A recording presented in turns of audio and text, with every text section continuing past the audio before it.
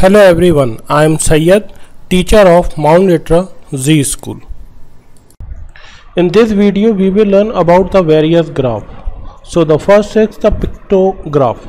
This is the basic graph which you have learned in the previous classes, and this is all about the pictures.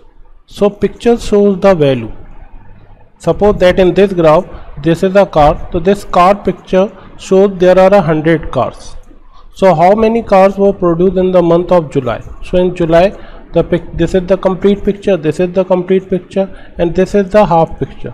So if you are seeing this half, so it becomes 100 plus 100, that is 200 plus 50.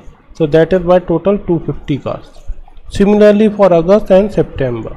In which month about maximum number of cars produced? In September, that is equal to 400. So it produced 400. So this you have already learned in previous classes. Okay, now come to the another type of graph, that is called the bar graph. This you have learned in the 7th class about the bar graph. So in this bar graph, as you are seeing, this bar graph, this is the x-axis and this is the y-axis. Y-axis shows the height of the graph, that is the number of students in class 8th. So you have to represent the information what the y-axis represent, and here the x-axis represent the academic years 2003 to 4, 2004 to 5. So this is all about the bar graph. Now, so the discipline for their height being proportional to the respective values. That means the number of students are increasing in different years. This is the information of the graph. So what is the information given by the graph? In different academic years, it gives the information about number of students in class 8. In which year is the increase in the number of students is maximum? So we have to find the increase value. Where is maximum? If we see in 2004 and 5, it is increased from 200 to 250. That is, it is increased by a value. It is increased by a value 50. So from here to here, it is increased by 50. But if you see from in the 2003 and 4, this is 100 and this representing a 200. So here the increase is about the 100. So this increase is 100. So in which year is the increase in the number of students is maximum? So that is 2004 to 2005 is the maximum increase in the number of students.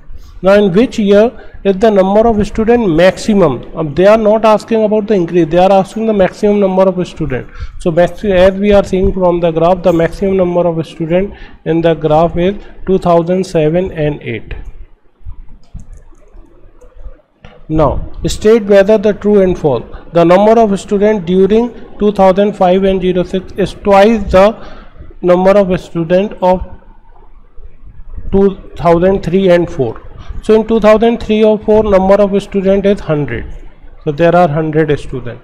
And in 2005 and 6, this is equal to approx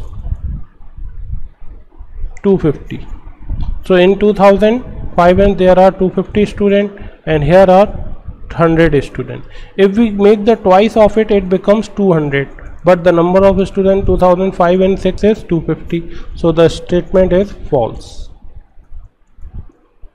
So this is all about the bar graph which we have drawn in the 7th class. Now come to the next. This is the double bar graph. This also we have studied in the previous classes. So let's recap it again. The double bar graph gives the two information simultaneously on the same graph. So there is no need to draw a separate graph for different values. On one graph only we can give two information. So here that is empty space 2005 and 6. So this bar graph, white bar graph representing the 2005 and 6, and the shaded graph represent the 2006 and 7 years. Okay, and here this bar shows the different subject, and the height of the bar graph shows the marks obtained by a student in different subjects. So this is the information given by the double bar graph. So double bar graph gives the information the marks obtained by a student in 2 different years in different subjects. So in which subject has the performance improved the most? So as you are seeing from the graph only, maths is the subject where the performance of the student is improved the most. So here we write the answer maths. Now in which subject has the performance deteriorated? So as we are seeing that English is the subject in which the performance deteriorated. So here the answer is English. And in which subject is the performance at par? Okay, at par means equal. So here the Hindi. So the answer is Hindi at par. So this is all about the double bar graph. So there is no, in 8th class there is no need to draw the bar graph. We have to learn to draw the pie chart and the histogram, which be in the next slide.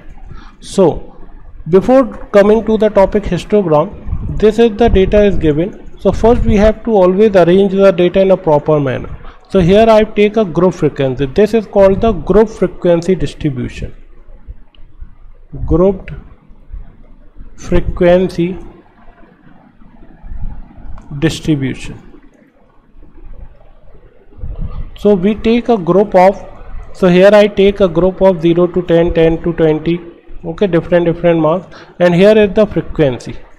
So this is about the number which is fall between 0 to 10. So how many numbers are fall between 0 to 10? There are 2. Similarly 10 to 20, 10. The confusion is created when we got the 10. Okay, 10 is come in the first group or the second group. So remember the 10 value is always come in the second group. It is not fall in the first group. So this is not applicable, this is applicable. The 10 fall in this group, not in the first group, because in first group the numbers are represented from 0 to 9. Though we have written 0 to 10, but it consider the values from 0 to 9. These groups are called the class intervals. So these are called class intervals. And this is the lower limit. The lower value is called the lower limit, and the upper value is called the upper limit. And these are the numbers which lie between these groups. So this is called the frequency. So before making a histogram, first we have to make the group frequency distribution table. After making that, then we make the histogram. So I take another example. This is the example in which class intervals already is made, or you will in the exam you will got this question also. Already they have give the table. Now from this table you have to make the histogram. So how to make it?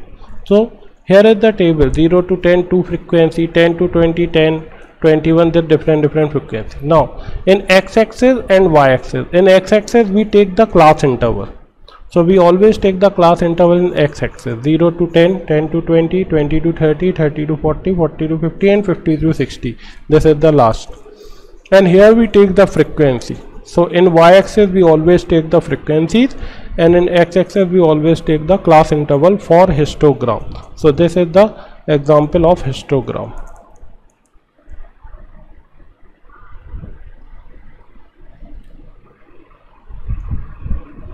So how to draw?